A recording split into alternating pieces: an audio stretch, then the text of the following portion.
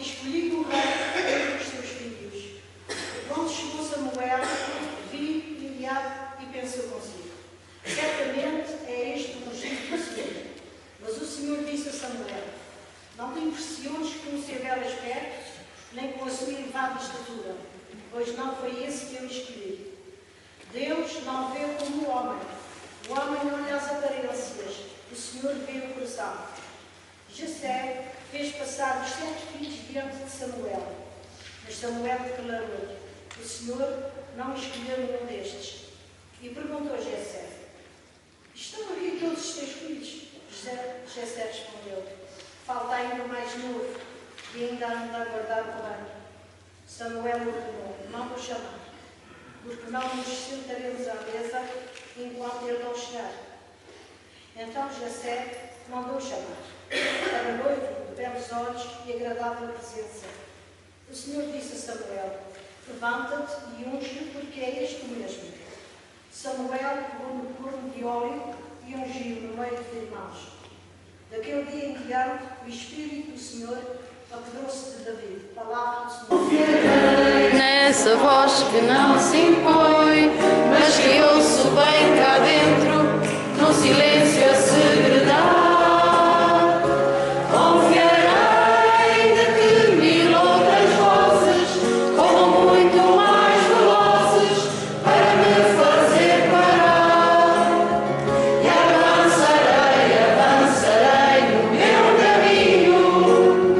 Agora eu sei que tu comigo vais também, aonde fores aí estarei. Sem medo avançarei, o Senhor é meu pastor, sei que nada temerei.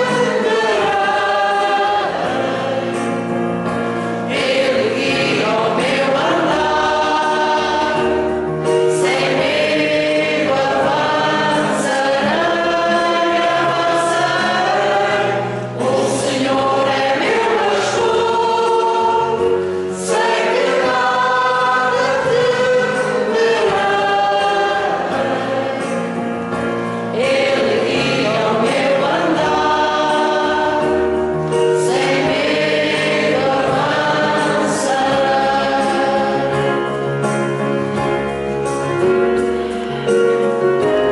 Leitura da Epístola de São Paulo aos Efésios.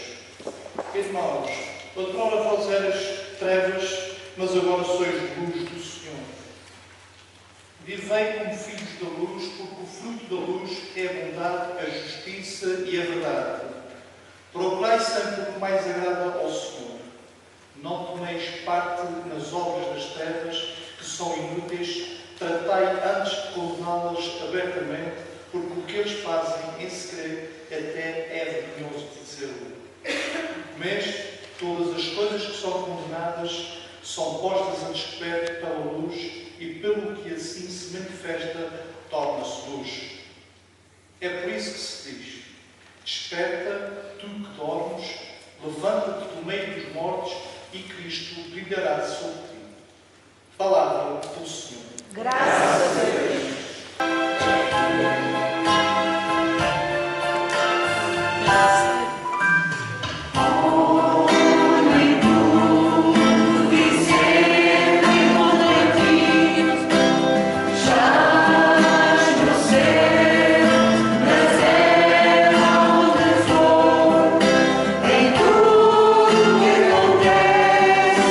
Encontro teu amor, já não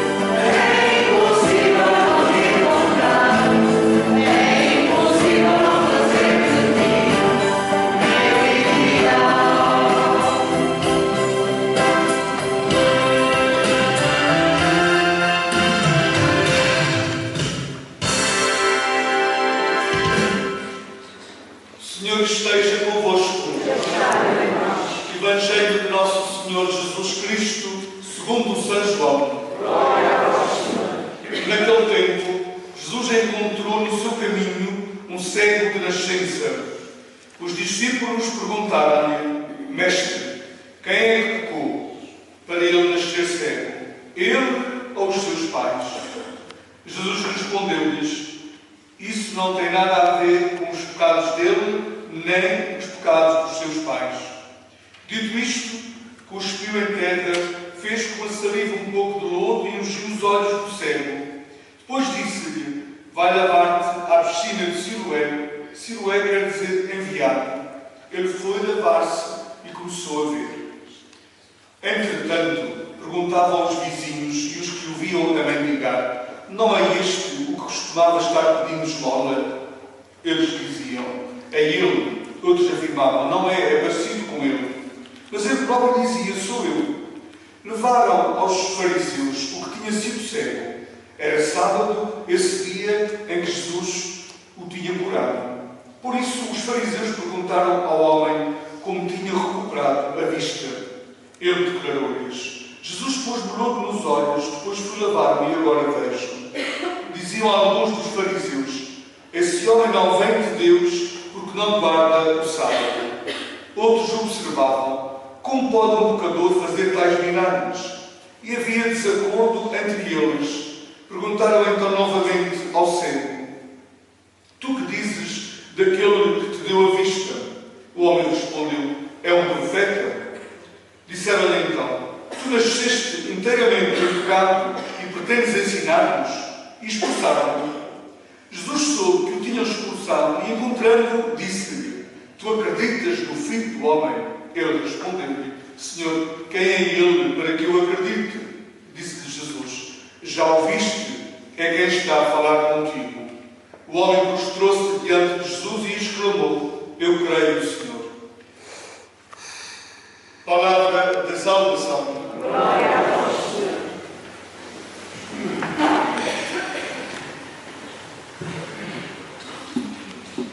Estamos no quarto domingo da Quaresma.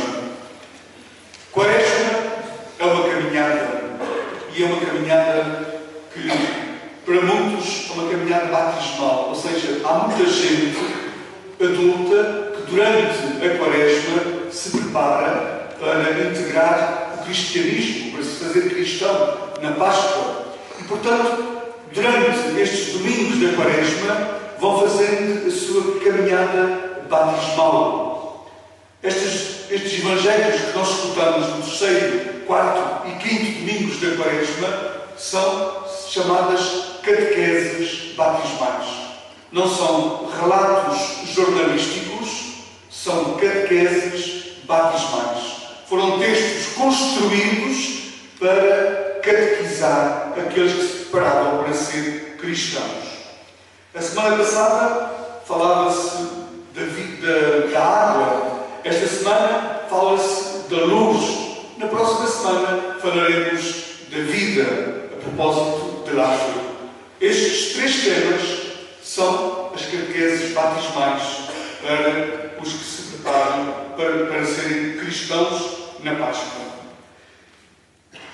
Estas catequeses mostram que cada encontro com Jesus Cristo provoca mudança de vida. A semana passada, curiosamente, foi aquele encontro da Samaritana com Jesus no poço de Jacó. E é curioso que a conversa que foi desenvolvida entre eles, Jesus e aquela mulher, foi uma conversa que provocou tal mudança na vida daquela mulher que ela depois até deixou a Bíblia lá, já não precisava mais daquela água, tinha descoberto uma outra água e foi logo anunciar que tinha encontrado o Messias. Uma samaritana que torna-se anunciadora do Messias. O encontro com Cristo foi tão marcante para esta mulher que ela até deixou a Bíblia. Alguns biblistas dizem que este deixar da Bíblia simboliza um deixar do passado. Todo o passado dela foi transformado pela presença de Jesus na vida dela. Quando Jesus entrou na vida dela, iluminou, lavou cada canto do seu ser, da sua pessoa, porque a semana passada o tema era a água, ele lavou todo o ser daquela mulher, que ela de facto nasceu de novo com este encontro que teve com Cristo. A cada semana nós encontramos-nos com Cristo nesta igreja ou na alguma igreja da nossa ilha. E o encontro com Cristo tem um duplo significado, sempre. Deve ter. Trazer aquilo que foi a nossa semana aqui. Tudo o que foi bom, tudo o que foi menos bom, trazemos aqui. Trazemos a Jesus, para que Ele ilumine, para que Ele console, para que Ele conforte, para que Ele queime aquilo que foi menos bom, para que Ele transforme aquilo que foi bom para se tornar ainda melhor. Trazer toda a nossa vida aqui. Mas também sair daqui transformados. Eu não posso entrar zangado e sair zangado. Eu não posso entrar ofendido e sair ofendido. Eu não posso entrar com uma situação não resolvida e continuar com a situação não resolvida. Porque o problema nunca será de Cristo. Ele entra na vida e quando entra na vida de uma pessoa, se a pessoa deixa que ele entre realmente, ele transforma. É um turbilhão que transforma totalmente a vida da pessoa. Então quando a gente sai daqui, tem que sair com esse propósito de transformar tudo aquilo que não está de acordo com esta palavra que a gente escuta e com este pão que a gente comunga. Tudo isso que não esteja de acordo é para ser transformado. Foi o que aconteceu com a Samaritana. Esta semana é o que acontece com este cego. Mas há dois tipos de personagens. Há o cego e há os outros que viam, mas que não quiseram ver. Os fariseus, aqueles que em nome da religião expulsaram o cego e em nome da religião queriam condenar Jesus por fazer algo que a religião não permitia, que é fazer o bem. A religião não permitia fazer o bem no sábado. E eles, então, estavam ali nesta polémica, toda esta polémica à volta de dominar ter sido no sábado ou não. Mas comecemos por um aspecto que é muito importante e é muito esclarecedor para as nossas vidas. Quando apareceu aquele homem cego, a propósito desta situação, os apóstolos questionam Jesus sobre uma situação que todos nós muitas vezes também podemos. Porquê a mim? Porquê é que este homem é cego? Ou seja, porquê é que este homem é cego? Isto é o que os judeus tinham esta ideia. Se tu tens uma doença relativamente grave, é porque és pecador. Se tens uma doença muito grave, é porque deves ser um grande pecador para Deus te castigar com uma doença assim. E se tu não fores pecador, os teus pais devem ter pecado e tu estás pagando por eles. Era a ideia que os judeus tinham. Por exemplo, os apóstolos perguntaram a Jesus: Senhor, quem é que pecou? Foi ele ou foram os pais? Vejam a resposta de Jesus, que é importante. Esta resposta é muito importante. Infelizmente, nós ainda às vezes culpamos Deus das nossas situações de vida. Deus é que me deu. Quando visito os bens, procuro esclarecer nesse sentido. Deus não dava doença, pelo amor de Deus. Que Deus seria esse que nos dava uma doença? Que Deus seria esse? Jesus esclarece muito claramente. Isso não tem nada a ver com os pecados dele ou dos pais. Portanto, não é por aí que a gente tem que ir. Quem é o culpado desta história? Não vamos por aí. Jesus não vai para quem é o culpado. As coisas acontecem e podem acontecer a todos. As situações menos boas acontecem-nos. Não vamos procurar os culpados, nem vamos atirar para Deus também as culpas. Vamos fazer o nosso melhor. Jesus fez o seu melhor. Vamos ver o que é que a gente pode fazer para a história. Vamos ver o que é tentar resolver a situação. Não é por-nos aqui a dizer quem é culpado, quem é preocupado. A Igreja Católica, infelizmente, nós muitas vezes ainda nos relacionamos com Deus dessa forma. E temos uma linguagem absolutamente assustadora desse Deus que não é o verdadeiro Deus de Jesus Cristo. Porque o Deus de Jesus Cristo não é um Deus que castiga. Há aquela expressão ainda quando é da altura do Espírito Santo. Eu lembro disso na minha terra, onde é do tempo do Espírito Santo. Olha, o Espírito Santo é vingativo. Como é que se pode dizer? Olha, o Espírito Santo é vingativo. Isto o que é que quer dizer? Como é que uma pessoa consegue dizer uma coisa destas e ter a sala e perceber que está a dizer uma blasfémia autêntica? Isto é um bocado contra o Espírito Santo. Olha, o Espírito Santo é vingativo. E depois se morre a vaca realmente que ele tinha prometido e não dá. Olha, castigues do Senhor. Essa vaca era para o Espírito Santo, não quiseste dar, está morta. Matou-lhe a vaca. Não se Senhor matou-lhe a vaca. Mas onde é que a gente está? Isto o que é? A ignorância é assustadora. A ignorância católica é assustadora muitas vezes. Já João Paulo II dizia isto. Nós não podemos permitir em ninguém, em nós não, mas em ninguém, nós não podemos permitir as pessoas dessas que são blasfémias contra Deus. Olha que Deus castiga, olha que Deus está vendo, olha que Deus não dorme. Estas expressões todas são aberrações autênticas a respeito de Deus. Nada de mal nos aconteça tem, seja o que for, a ver com Deus. E não tem de ser forçosamente consequência dos meus erros e das minhas más ações, dos meus pecados. São circunstâncias da vida, são circunstâncias da vida. São situações que podem acontecer a todos. A forma como lidamos com as situações é que nos pode ajudar a sair delas mais esclarecidos ou não. Mas não é culpar Deus que isto resolve a situação. E a Igreja Católica muitas vezes promoveu isso. As festas do Sul Santo Cristo e Ponta Delgada são uma loucura de ignorância acumulada que é assustador. Vim pagar promessas, vim fazer promessas, vim pedir promessas, vim fazer... Onde é que a gente está? Muitas vezes as romarias com as mais de São Miguel são absolutamente assustadoras nesse sentido. Estou pagando uma promessa da avó, promessa da bisavó, uma promessa minha. Pagar uma promessa e são pequenas relações essa com Deus, isso é promessa. Fazemos promessas com Deus. Jesus quer acabar com tudo isso. Aquela gente, em nome da religião, não quer mudar. O problema é isso, não quer mudar. A religião sempre foi assim, sempre se pensou assim, sempre se disse assim, não se pode dizer diferente. Não se pode dizer diferente. Jesus fez uma coisa diferente. E aquela gente diz assim, a nossa religião já tem milhares de anos. Sempre se fez assim, como é que estão a ver fazer diferente? Não pode ser. Como é que estão a ver fazer diferente? O grande problema da Igreja Católica é que ninguém pode dizer diferente do que se costuma dizer, ninguém pode dizer diferente daquilo que a gente aprendeu, ninguém pode fazer diferente daquilo que a gente sempre fez. Uma coisa com 50 anos, para nós católicos, já é uma tradição familiar. A única tradição da Igreja é ir à missa todos os domingos. E os católicos muitos falham nisso. Essa é que é uma tradição, não é uma coisa que começamos a fazer há 50 anos. Agora, sempre se fez assim. Ok, tu isso tem 30 anos, 40 anos, pelo amor de Deus. Nós não temos esta capacidade de perceber a frescura de Deus para cada tempo, para cada história. E nós estamos a cavar a sepultura do catolicismo.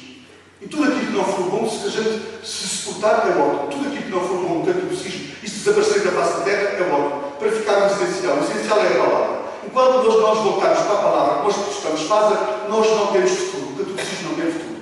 Não tem futuro. Pensem vocês, eu penso que já tenho sobrinhos netos, que têm 1 ano. Os pais já não vão à missa, os meus sobrinhos naturais já não vão à missa. Aquele sobrinho neto daqui a 20 anos vai saber o que é uma missa, o que é a Igreja Católica. Os nossos sobrinhos netos, os nossos filhos, os nossos netos, como é que vai ser daqui a 20, 30 anos? Que catolicismo é que estamos a transmitir a eles? Que catolicismo é que estamos a transmitir a eles?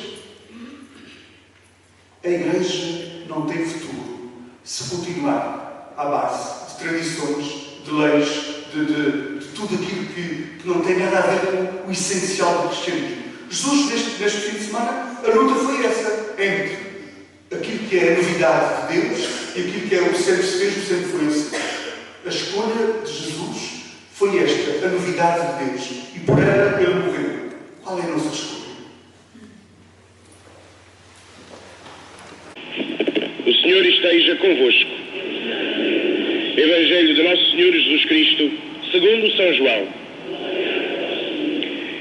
Naquele tempo, Jesus encontrou no seu caminho um cego de nascença. Os discípulos perguntaram-lhe: Mestre, quem é que pecou para ele nascer cego? Ele ou os seus pais? Jesus respondeu-lhes: Isto não tem nada a ver com os pecados dele ou dos pais, mas aconteceu assim para se manifestarem nele as obras de Deus. É preciso trabalhar enquanto é dia, nas obras daquele que me enviou. Vai chegando a noite em que ninguém pode trabalhar. Enquanto eu estou no mundo, sou a luz do mundo. Dito isto, cuspiu em terra, fez com a saliva um pouco de lodo e ungiu os olhos do cego.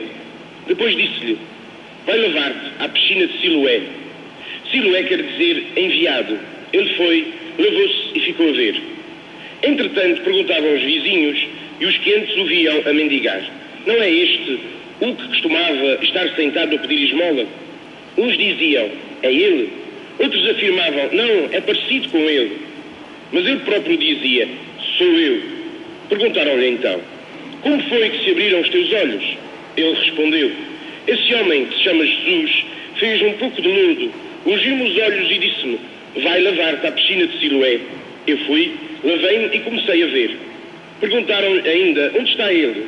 O homem respondeu: Não sei. Levaram aos fariseus o que tinha sido cego. Era sábado, este dia em que Jesus fizera lodo e lhe tinha aberto os olhos. Por isso, os fariseus perguntaram ao homem como tinha recuperado a vista. Ele declarou-lhes: Jesus pôs-me lodo nos olhos, depois fui lavar-me e agora vejo. Diziam alguns dos fariseus: Este homem não vem de Deus porque não guarda o sábado. Outros observavam: Como pode um pecador fazer tais milagres? E havia desacordo entre eles. Perguntaram então novamente ao cego: tu que dizes daquele que te deu a vista? O homem respondeu, é um profeta. Os judeus não quiseram acreditar que ele tinha sido cego e agora começava a ver.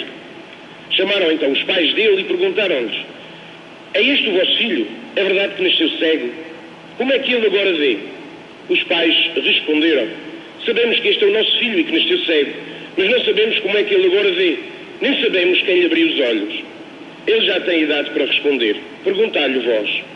Foi por medo que eles deram esta resposta, porque os judeus tinham decidido expulsar da sinagoga quem reconhecesse que Jesus era o Messias. Por isso é que disseram, ele já tem idade para responder. Perguntai-lhe vós. Os judeus chamaram outra vez o que tinha sido curado e disseram-lhe, dá glória a Deus, nós sabemos que esse homem é pecador. Ele respondeu, se é pecador, não sei. O que sei é que eu era cego e agora vejo. Perguntaram-lhe então, que te fez ele? Como te abriu os olhos? O homem replicou, já vos disse e não destes ouvidos, porque desejais ouvi-lo novamente. Também quereis fazer-vos seus discípulos? Então insultaram-lhe e disseram-lhe, tu é que és seu discípulo, nós somos discípulos de Moisés, mas este nem sabemos de onde é. O homem respondeu-lhes, isto é realmente estranho, não sabeis de onde ele é, mas a verdade é que ele me deu a vista. Ora, nós sabemos que Deus não escuta os pecadores, mas escuta aqueles que o adoram e fazem a sua vontade. Nunca se ouviu dizer que alguém tenha aberto os olhos a um cego de nascença. Se ele não viesse de Deus, não podia fazer. Replicaram-lhe então eles, tu nasceste inteiramente em pecado e pretendes ensinar-nos. E expulsaram-no. Jesus soube que o homem tinha sido expulso e, encontrando-o, disse-lhe, tu acreditas no Filho do Homem? Ele respondeu-lhe, Senhor, quem é ele para que eu acredite? Disse-lhe Jesus, já o viste, é quem está a falar contigo. O homem prostrou-se diante de Jesus e exclamou, eu creio, Senhor. Então Jesus disse-lhe, eu vim para exercer um juízo. Os que não veem ficarão a ver. Os que veem ficarão cegos. Alguns fariseus que estavam com ele, ouvindo isto, perguntaram-lhe, nós também somos cegos? Respondeu-lhe Jesus, se fosseis cegos, não teríeis pecado. Mas como agora dizeis, nós vemos, o vosso pecado permanece. Palavra da salvação.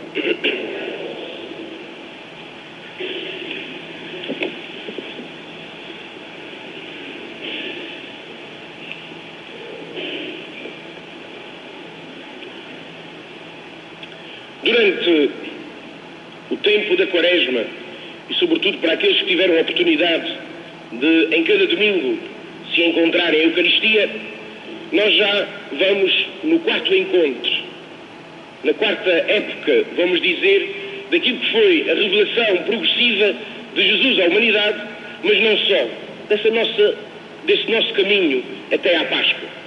Estivemos no deserto com Jesus, vimos as suas tentações, vimos posto a nu a sua debilidade perante as tentações, vimos a dificuldade que é andar no deserto, mas vimos também a prova de resistência que Jesus fez ao resistir a tudo aquilo que era a fragilidade própria do ser humano. Depois, no segundo encontro, Jesus convidou-nos a subir à montanha, levou-nos até um lugar alto e aí transfigurou-se, mostrou-se como era com o rosto de Deus. Mas depois, no terceiro encontro, convidou-nos a descer à planície, a virmos novamente para a realidade, e encontrou-se na planície da Samaria com uma mulher chamada Samaritana e revelou-se, uma vez mais, eu sou a água viva. Agora estamos no quarto encontro. Depois de termos sido tentados e provados no deserto, depois de termos aberto os nossos horizontes, porque quem sobe mais alto, mais longe vê, depois de termos saciado a nossa sede, hoje Jesus quer abrir-nos os olhos. Jesus quer abrir os olhos de todos nós. Agora, passemos para o episódio que acabamos de escutar. Passemos para este episódio porque é tão significativo que pode ser e é, para nós, uma catequese extraordinária. Um homem que era cego. A cegueira é terrível. Quem é cego não é livre de ir por onde quer, não é livre de ver o que nós vemos, não pode contemplar a beleza daquilo que é a criação, a beleza da natureza que está à nossa volta. Quem é cego encontra-se limitado, encontra-se na escuridão, encontra-se nas trevas. Este homem que não conseguia enxergar, tinha para os judeus e para a mentalidade do seu tempo um pecado grave, de certeza absoluta. Ou ele ou os seus pais. E o pecado era o seguinte: o castigo maior de Deus era não permitir que alguém conseguisse ler as Escrituras. E claro, um cego não conseguia ler. E portanto teria sido bastante castigado por Deus. Ou ele ou os seus pais tinham cometido algo de grave. Mas ao encontrar-se com Jesus, agora notemos um episódio muito significativo na narração do milagre que aconteceu. Em todos os milagres de Jesus, ele não precisa de fazer nada mecânico.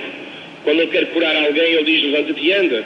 Quando ele quer ressuscitar um morto, levanta-o do seu lugar de morte, etc.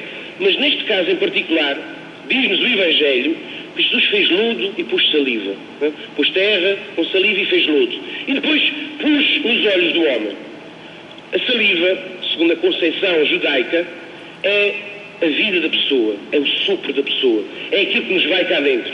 E quando se quer transmitir vida a outra pessoa, vejam o primeiro relato da criação, no livro do Gênesis, logo nas primeiras páginas da Bíblia. Deus da terra, do barro, formou o homem e soprou-lhe na boca, dando-lhe vida. Jesus fez deste homem um homem que andava na escuridão, um homem que andava perdido. Jesus fez-lhe uma nova criatura, tornou um homem novo. Podemos falar aqui neste caso em concreto de uma recriação. Jesus tirou aquele homem da escuridão e deu-lhe uma nova perspectiva da vida. Este homem passou a ver. Foi novamente criado, foi novamente gerado por Deus. Primeira lição para nós: em que ponto é que nós nos encontramos? Quais são as nossas cegueiras? Qual é aquilo, ou quais são as circunstâncias da nossa vida pessoal, familiar, social, profissional, etc. O que é que me faz cegar? O que é que faz com que eu não veja bem? Nós, infelizmente, sobre o ver, temos muitas dificuldades às vezes em ver as coisas tal qual elas são. Mas mais ainda, nós vemos mal. Na primeira leitura de hoje, o profeta Samuel estava todo contente quando viu a aparência dos filhos que serão os irmãos do rei David, e Deus chama-lhe a atenção dizendo: Deus vê o coração, vê o íntimo, não vê as aparências, não te enganes com as aparências. E nós somos, infelizmente, passados tantos anos, passados tantos percursos que nós já fizemos com Jesus, continuamos muitas vezes a não ver aquilo que é essencial, não ver aquilo que é cada um de nós. Às vezes, como vemos só o exterior, como não temos capacidade, infelizmente, de ver o coração dos outros, tantas vezes que nos desviamos daquilo que é a realidade de uma pessoa, daquilo que é a verdade de uma pessoa.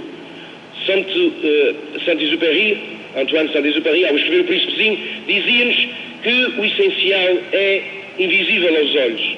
Mas para nós cristãos, tantas vezes que nos encontramos com Jesus, parece que somos o pior cego porque não queremos ver. Depois de nos encontrarmos com Jesus, parece que tantas vezes continuamos ainda na escuridão. Parece que tantas vezes somos como os outros que aqui andavam à volta daquele homem, até inclusive os seus pais. Quem é ele? A gente não sabe. Ele encontrou-se com Jesus, ficou diferente. Mas este homem, só porque passou a ver, ficou diferente. Ficou. Quem se encontra com Jesus e não vê melhor e não fica diferente, algo que se passou na comunicação. Algo que se passou neste encontro. Se a missa para nós, o encontro com Jesus no sacramento da Eucaristia, é para nós um facto indiferente, que não altera a minha vida, que não altera a forma como eu vejo os outros, como eu vejo o mundo, então de nada serve. Nada vale a gente estar aqui. Nada vale qualquer festa, qualquer reza, qualquer oração que nós possamos fazer se não modificar a minha vida. Se isso não fizer com que eu veja melhor, com que eu veja de forma diferente. Por isso, depois de termos lido essa leitura de hoje, o convite que é feito a cada um de nós é vermos o coração dos outros. Não vermos as coisas más, vermos o que a impotência cada pessoa tem de bom, vermos o extraordinário que é o outro ser humano, com defeitos, com falhas, com dificuldades, claro. Mas se nós também nos olharmos ao espelho, se cada um de nós vir a si mesmo, com certeza encontrará uma quantidade de coisas que tornam a nossa vida tantas vezes tantas vezes uma vida de escuridão, uma vida fora ou na ausência da luz, que nós dizemos tantas vezes fora da graça de Deus, fora deste encontro pessoal com Jesus, que deve necessariamente modificar a nossa vida. Por fim, vejamos o percurso que esse homem fez. No início, ele que era cego, Jesus curou e ele, quem é que te curou? E ele diz, foi um homem. Depois tornaram-lhe a perguntar, mas quem é que te curou? E ele diz, acho que é um profeta. Depois perguntaram e insistiram com ele, e ele disse, esse homem veio de Deus, é um homem de Deus. E por fim, quando Jesus se encontra olhos nos olhos com ele que fez esse percurso todo, uma caminhada com certeza, subindo de degrau a degrau, Jesus diz-lhe, sou eu que estou a falar contigo. E ele responde, eu creio, Senhor, eu creio que Tu és o Senhor da nossa vida. O nosso percurso como cristãos, com dificuldades com certeza, com muitas vezes interrogações, com uma fé que pode ser pendular, que pode ter altos e baixos, mas não pode, de forma nenhuma, deixar de passar por este percurso.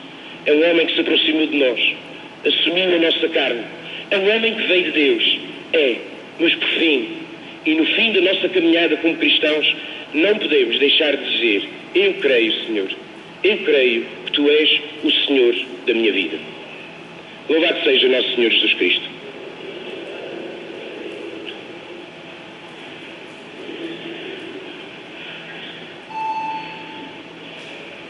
Confiantes neste Senhor, nosso Deus, neste Senhor que nos abre os olhos, não só para vermos o bem e o bom da nossa vida, vamos com humildade acreditar não só que Deus é Pai, Deus é Filho e que Deus é Espírito Santo, mas que mantém o seu rosto e o seu manto olhado, virado para cada um de nós. Por isso, entreguemos as nossas preces e orações a este Deus.